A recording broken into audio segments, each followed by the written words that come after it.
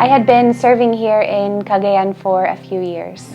This city is where I first learned my way around the culture, the language, and I started to meet other Filipinos here who were so eager for people to know Jesus.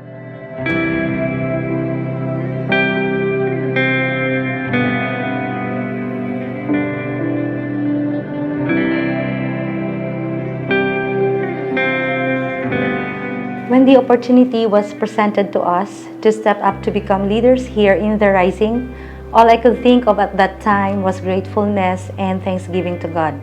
I have always longed for a place where I can spend my life sharing with people about God.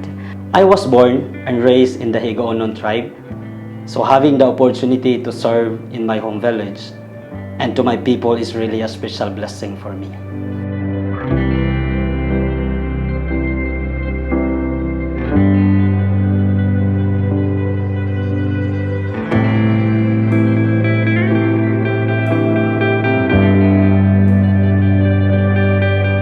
The scholars here at House of Hope are the spark for why everything else at the Rising exists.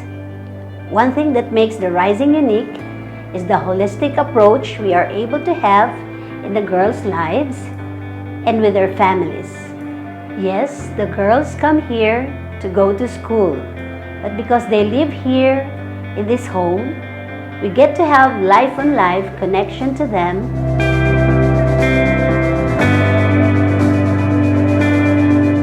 Usag yun ka panalangin nga gihatag suporta sa among simbahan diri og salamat sa Ginoo kay nakadaghan ang kabatanunan uban sa ilang mga pamilya nga nakadungog sa pulong sa Ginoo.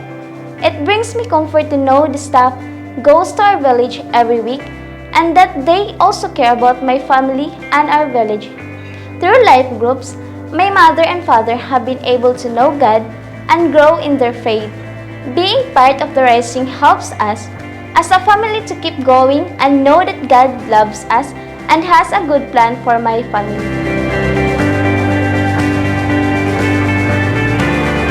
So I just prayed, God, lead me to people who need you.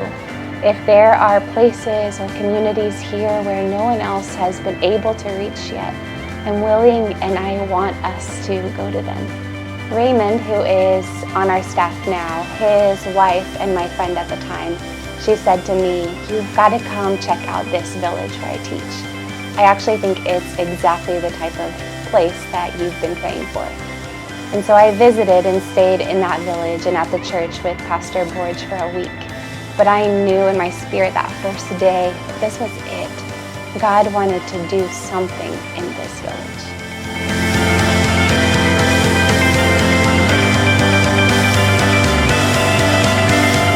I love the impact the Rising is making in these villages, and I am so thankful to be a part of this team.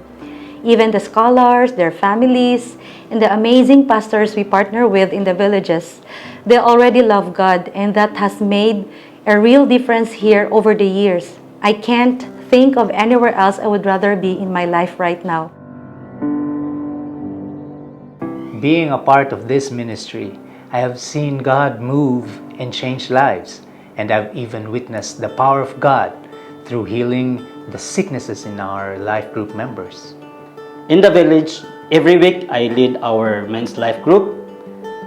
At first, I felt very inadequate because many of the men who come to Bible study are older than me, and they also knew me as a child because I grew up here. But through the Rising, I was able to be trained and learn many new skills, and through that, God has helped me to grow and rise up to this task He has given to me.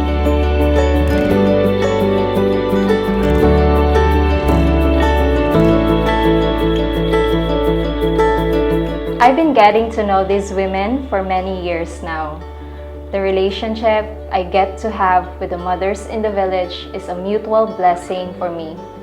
I get to share about God with them every week in our life groups.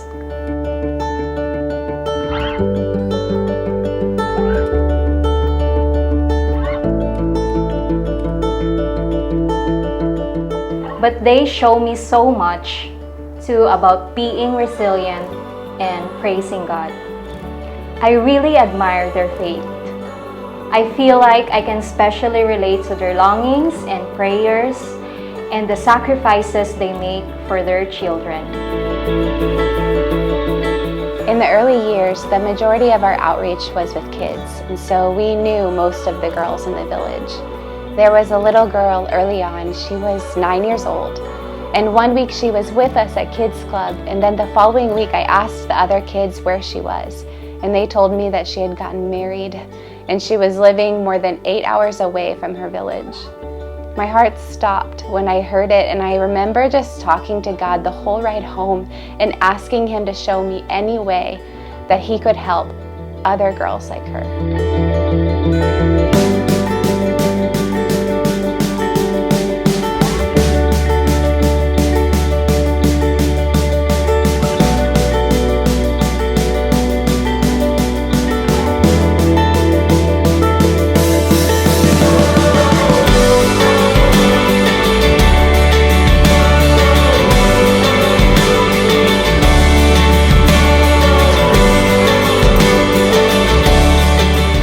But the cycle of poverty is nearly impossible to break without access to higher education. Those first families were so brave to say yes to their daughters going to school instead of getting married back then. And what I've found since then is that these girls in the village really want to learn and really want to succeed in school. They just needed an opportunity and a few people who would believe in them and shine a light on the path ahead to show them the way. This month, I will be the first person in my family to graduate from senior high school, and I am so excited and happy that my parents will get to be here to see that happen. I know that they are proud of me.